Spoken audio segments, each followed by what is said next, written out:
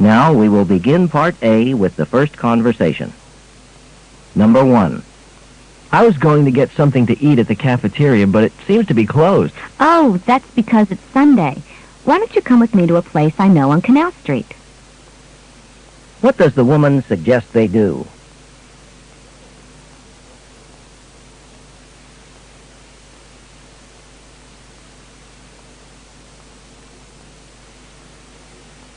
Number 2.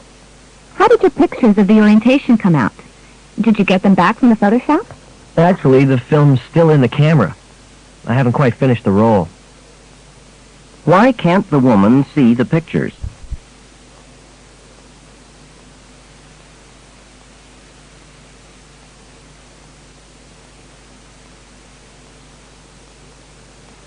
Number 3. Do you have a calculator that you could lend me for a few days? I just have no idea where mine is. Well, yes, I have one, but actually it's already on loan to someone. What does the man mean?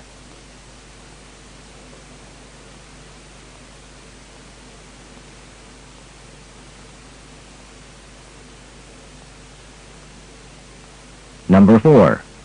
I can't seem to wake up in the morning without coffee at breakfast. You know, I'm just like you, except I prefer tea.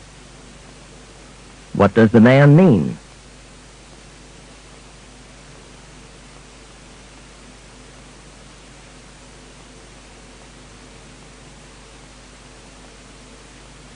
Number 5. If the weather doesn't get any better, we may have to scrap our plans for this afternoon's picnic. Don't give up yet. The forecast said the clouds should clear out by mid-morning. What does the man imply?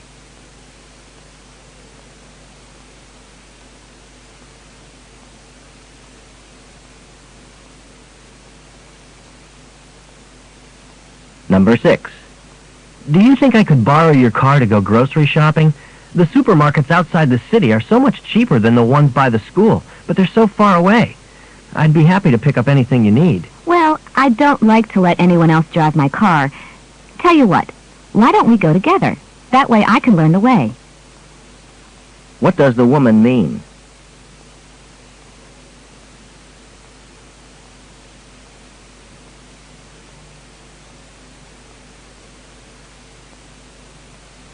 Number 7. Do you mind if I take off my jacket? Of course not. Make yourself at home. What does the woman mean?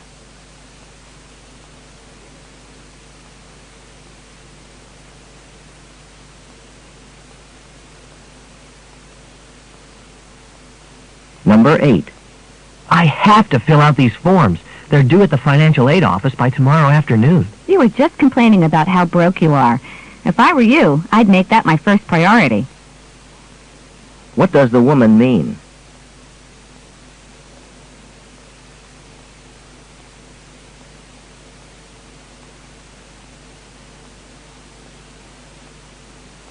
Number 9. My hand still hurts from falling on the ice yesterday. I wonder if I broke something. I'm no doctor, but it's not black and blue or anything. Maybe you just need to rest it for a few days. What does the man suggest the woman do?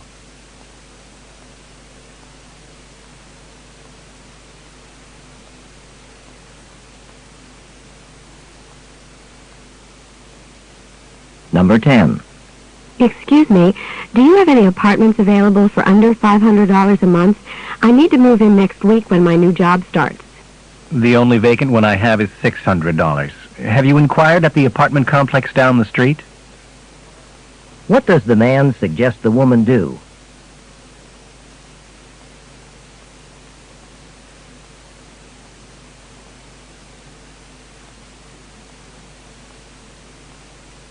Number 11. You know, Sally was supposed to meet us here an hour ago. Maybe we should give her a ring. After all, she's the one who organized the study session. You're right. I'll do it. What will the man probably do?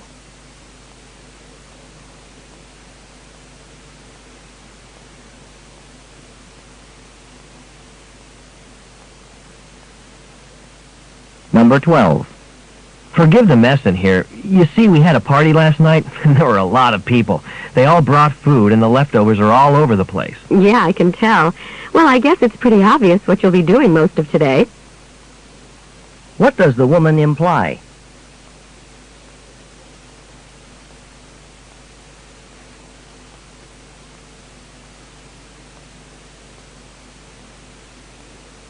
Number 13. I'm worried about my jewelry business.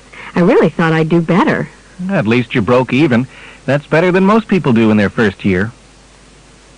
What can be inferred from the conversation?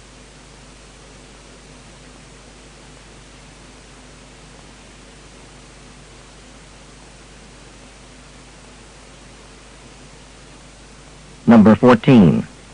I need to get in touch with Bill about tomorrow's presentation, but his phone's been busy for the longest time. I usually have dinner with him in the cafeteria. Why don't I ask him to give you a call later? What will the man probably do?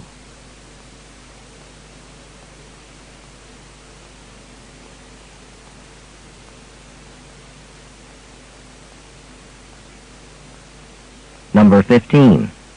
Care for some more dessert? There's plenty of cake left. If I had any more, I'd be overdoing it. What does the woman mean?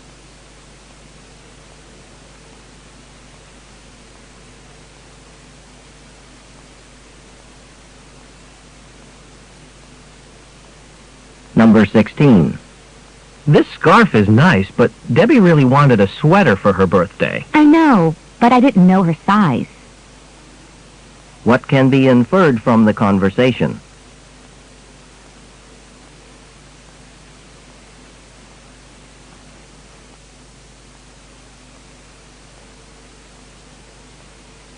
Number 17. Think you'll be able to finish sketching out the plans for the election campaign by tomorrow, or do you need some help? Well, there's still quite a bit to do, but I'll be able to pull everything together. What does the woman mean?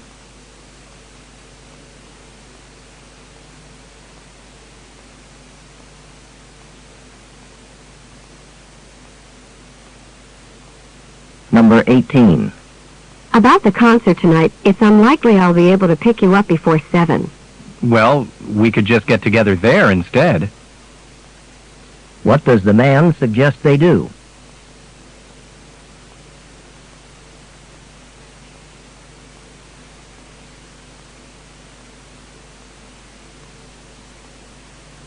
Number 19. Uh-oh, I burnt your toast. I'll put in a couple more slices. No, don't waste the bread. Just scrape off the burnt part. It'll be fine. What does the woman mean?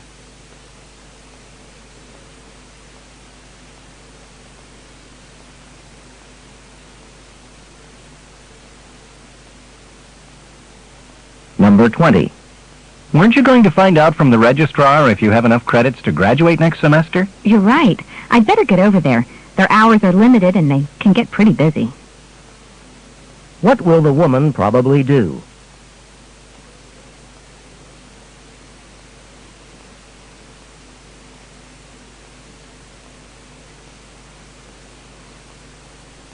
Go on to the next page.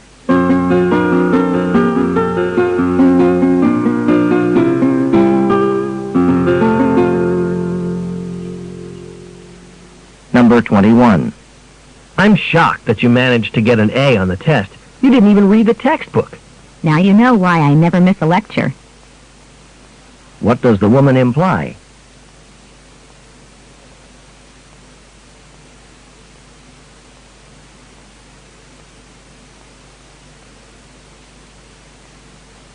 Number 22. That's an awfully heavy sweater for a day like today. Well, I'm going to be at a lecture in the auditorium most of this morning, and you know what the air conditioning's like in there. What does the man imply?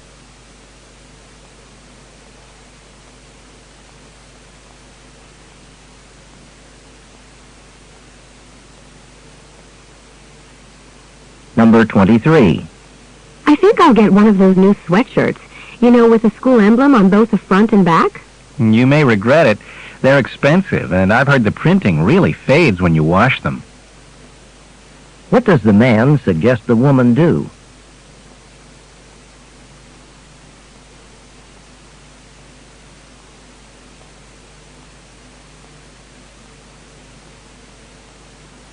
Number 24. The concert set a record for attendance. I understand there wasn't an empty seat in the house. What can be inferred about the concert?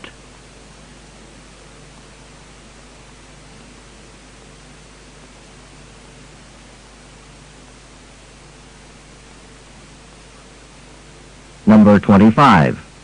I really like those abstract paintings we saw in art history today. What did you think? I guess it's something I haven't acquired a taste for yet. What does the man mean?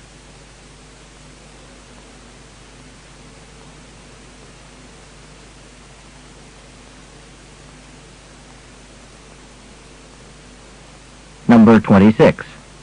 I wonder if the entertainment committee has found a spot for the picnic yet.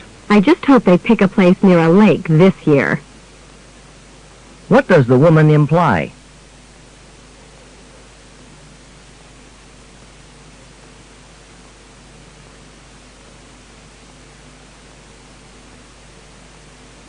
Number 27. What do you think of this gallery space? They've offered to let me exhibit some of my paintings here. Are you kidding? Any art student I know would die to have an exhibition here. What does the woman mean?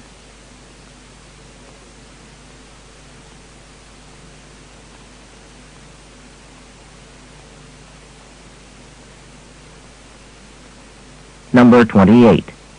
How much more should I boil these vegetables? The recipe says about 10 minutes total. They look pretty done to me. I doubt you'd want to cook them any more. What does the woman mean?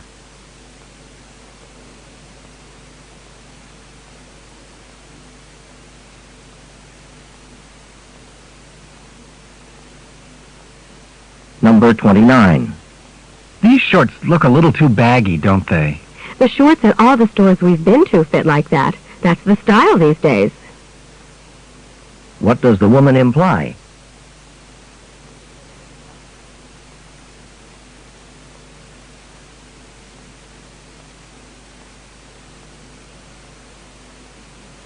Number 30. I love sailing on the lake. It's so refreshing to feel the wind in my hair and the water on my face. I guess I'd feel the same way, if I could swim. What can be inferred about the man?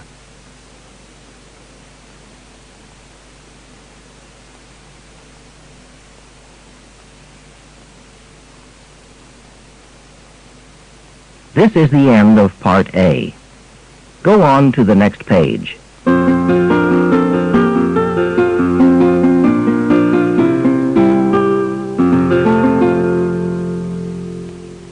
Now read along as the directions for Part B are being read.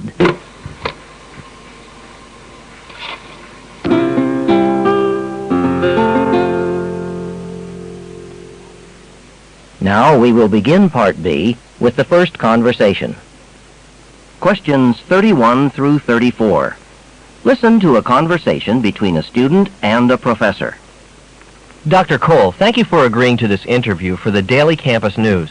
Can you tell us about what you and your colleagues discussed at the annual Astronomy Society meeting last month? Yes, for the first time ever, the scientific community has established the existence of planets outside our own solar system.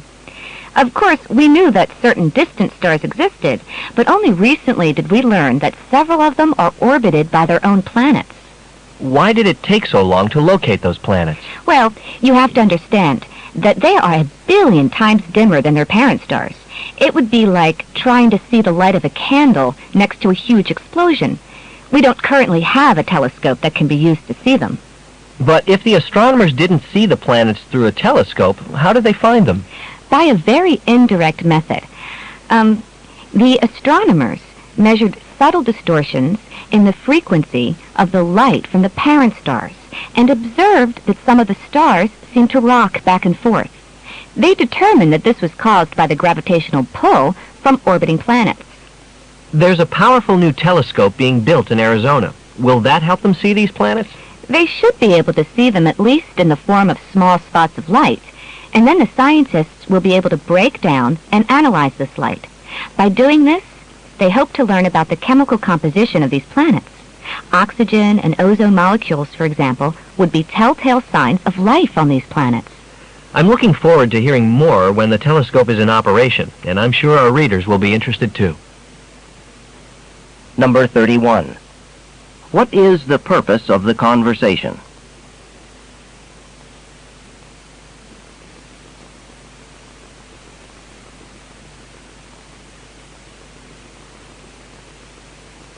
Number 32.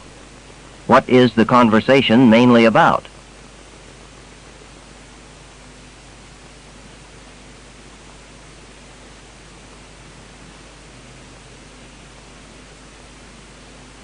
Number 33. How did scientists establish the existence of the planets?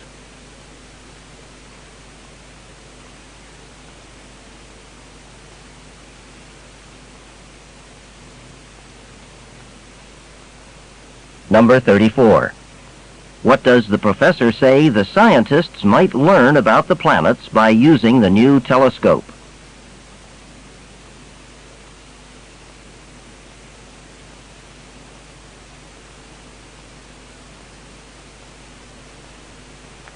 Questions 35 through 38. Listen to a conversation between two college students in a cafeteria. Is this table in the corner okay? Sure, we can sit here. Gee, you've hardly got anything on your tray. Yeah, I guess I'm just not that hungry. What's the matter? Aren't you feeling well? Well, I've been really worried. It's my car. It's in the shop again. Really? What's wrong this time? I don't know exactly. Something's wrong with the brakes, I think. Well, at least that shouldn't cost too much to fix. Parts are cheaper for old American cars like yours. Did the mechanic say how much it would cost? He said he'd call me with an estimate later on today. Now watch out he doesn't try to take advantage of you. What do you mean? Well, some car mechanics, if they think that someone doesn't know much about cars, they might try to overcharge that person. Maybe so, but I trust this guy. He was recommended by one of my neighbors. He's done some work for me in the past, and his prices seem to be reasonable. Well, that's good to know. Maybe I'll try using him in the future. By the way, do you need a ride home after class today? Oh, I'd sure appreciate it. It's really tough getting around without a car when you live off campus. Number 35. What does the woman imply about her car?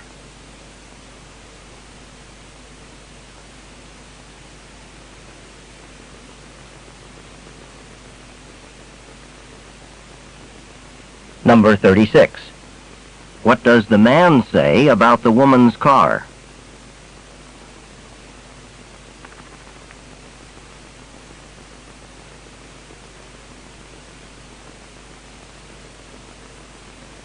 Number 37.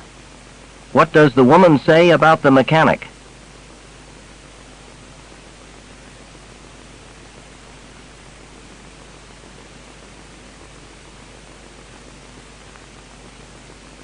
Number 38. What does the man offer to do?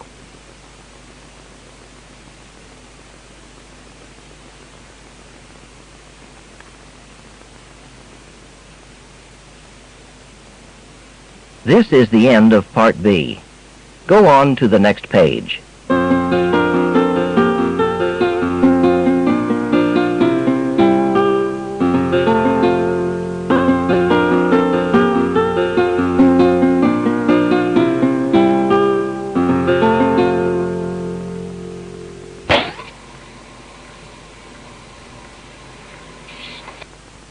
Questions 39 through 42. Listen to part of a talk being given to a film class on a college campus.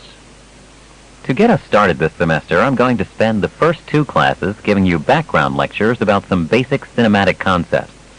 Once you're a little more familiar with basic film terminology, we'll be ready to look at the history of movies in the United States. You'll be expected to attend showings of films on Tuesday evenings at 7 o'clock in Jennings Auditorium. That's our lab. Then during our Wednesday seminar, we'll discuss in depth the movie you saw the night before. We're not covering silent films in this course, so we'll begin with the first talking motion picture, The Jazz Singer, released in 1927. The next week, we'll be looking at The Gold Diggers of 1933, a piece that is very representative of the escapist trend in films released during the Depression. Some of the films we'll be watching will probably be new to you, like Frank Capra's Why We Fight, Others you might have already seen on TV, like Rebel Without a Cause starring James Dean, or Stanley Kubrick's Dr. Strangelove. However, I hope you'll see even familiar films with new eyes. In the last 3 weeks of the course, we'll be watching films from the 1980s, and you'll choose one of them as the subject for an extensive written critique.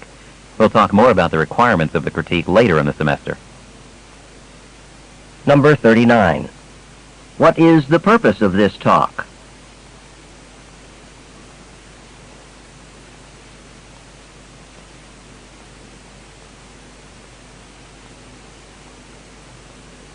Number 40. What will the students study during the first 2 weeks of class?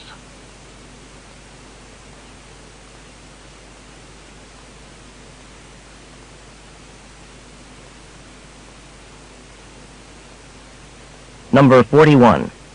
Where will students view the films?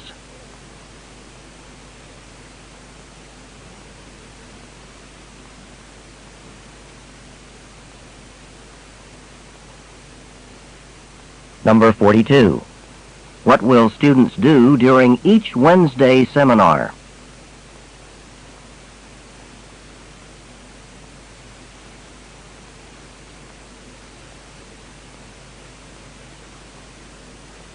Questions 43 through 47.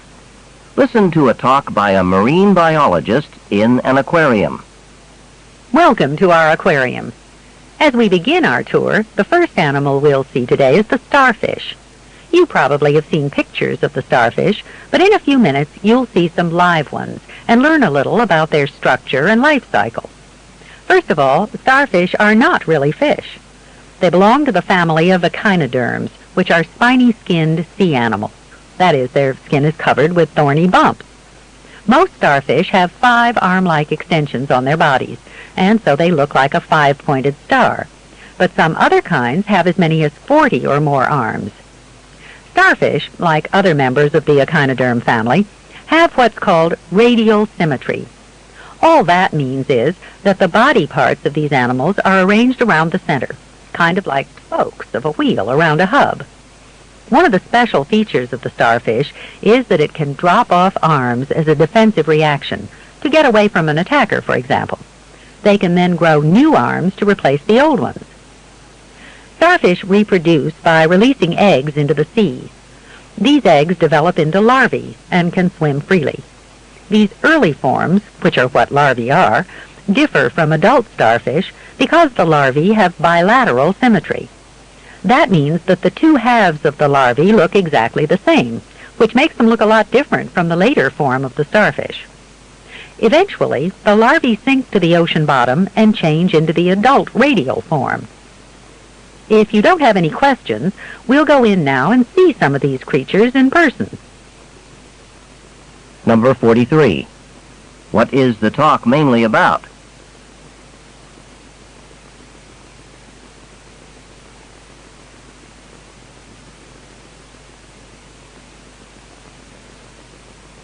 Number 44. What does the speaker say about the skin of echinoderms?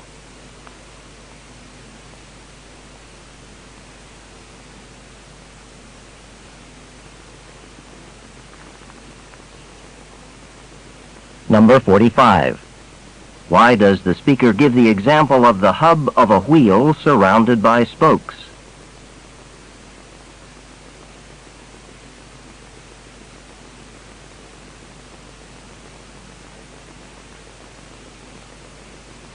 Number 46. What happens if a starfish loses an arm?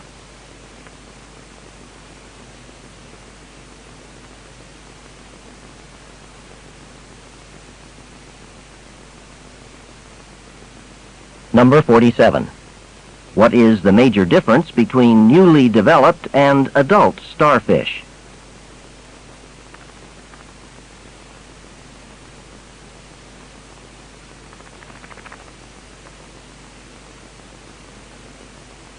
Questions 48 through 50. Listen to part of a talk in the United States history class. The professor is discussing the Civil War. Last time, we outlined how the Civil War finally got started.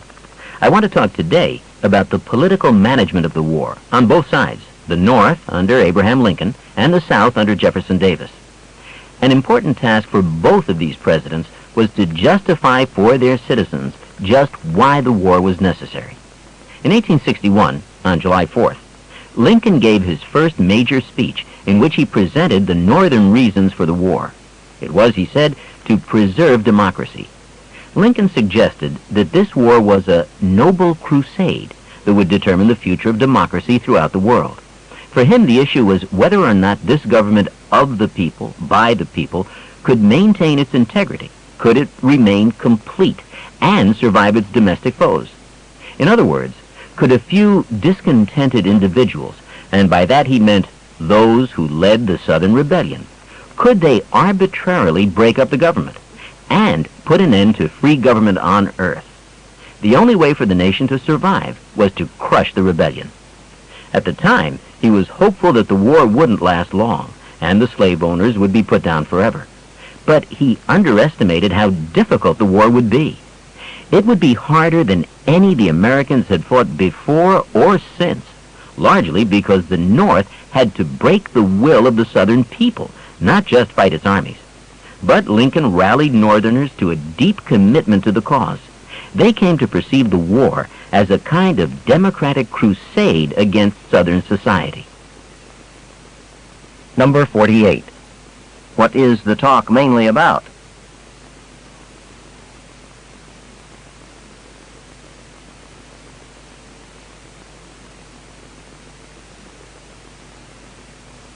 Number 49.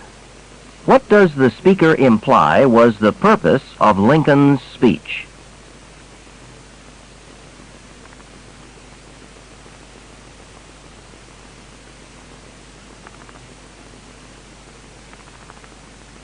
Number 50. Who were the discontented individuals to whom Lincoln referred in his speech?